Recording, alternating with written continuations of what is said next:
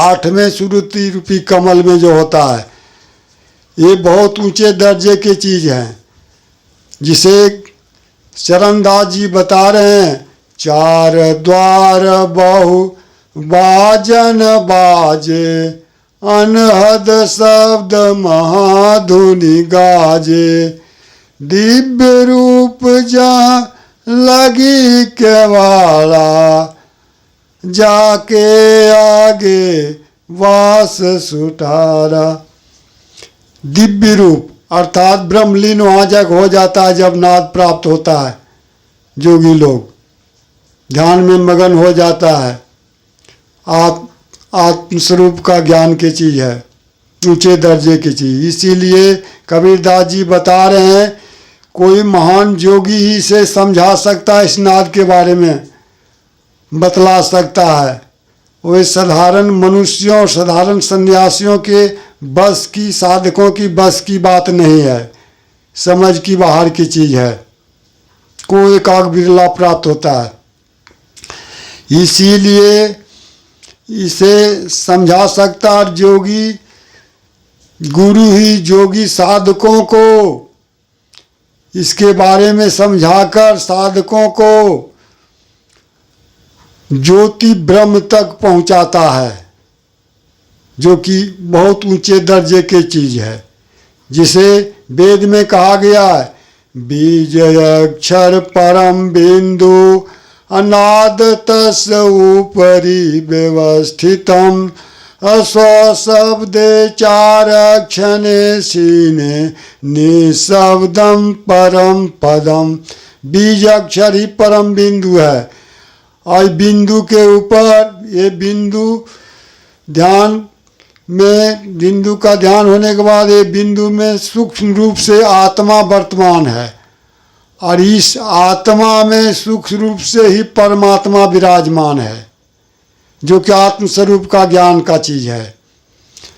तो इसीलिए यहाँ कहा गया है बीज अक्षर परम बिंदु, इस बिंदु के ऊपर नाद है, और नाद जब समाप्त हो जाते हैं तो परम पद है उसके ऊपर, जहाँ पहुँच जाने के बाद अर्थात आत्मस्वरूप में स्थिर हो जाने के बाद, लीन हो जाने के बाद शरीर छूट जाता है, अर्थात बिना जिंदा मर जाता है। जोगी लोग ध्यान समाधि हो जाता है, शरीर छूट जाती है, जिंदा मर जाता है।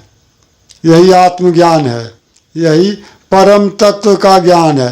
मन और माया के ऊपर उठ गया, यानी 84 का बंधन समाप्त हो गया। इसीलिए यहाँ कह रहे हैं, पो बिनु पत्र कर बिनु तुम्बा, बिनु जिह्वा गुण गावे।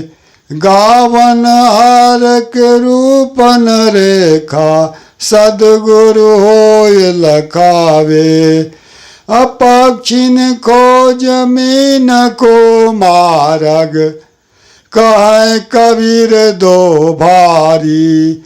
हरम पार पार पुरुषोत्तम, मूर्ति की बलिहारी।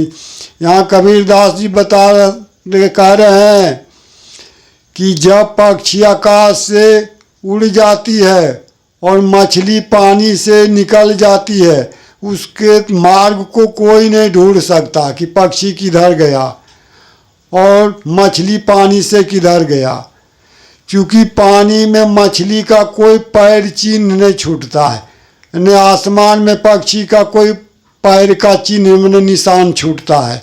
इसीलिए खोजना, इसके मार्ग को ढूंढना असंभव है, कोई नहीं मार्ग ढूंढ सकता। ठीक इसी प्रकार ये विहंगम मार्ग और मीन मार्ग है।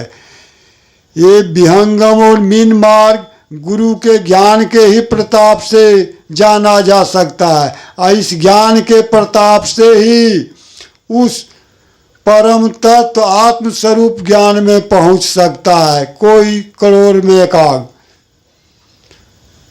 इसलिए कबीरदास जी यहाँ कह रहे हैं, यह विहंगम मार्ग और मीन मार्ग है, और सदगुरु के ज्ञान से ही इस मार्ग को पाकर उस अमर लोक परम धाम सतलोक जा सकता है।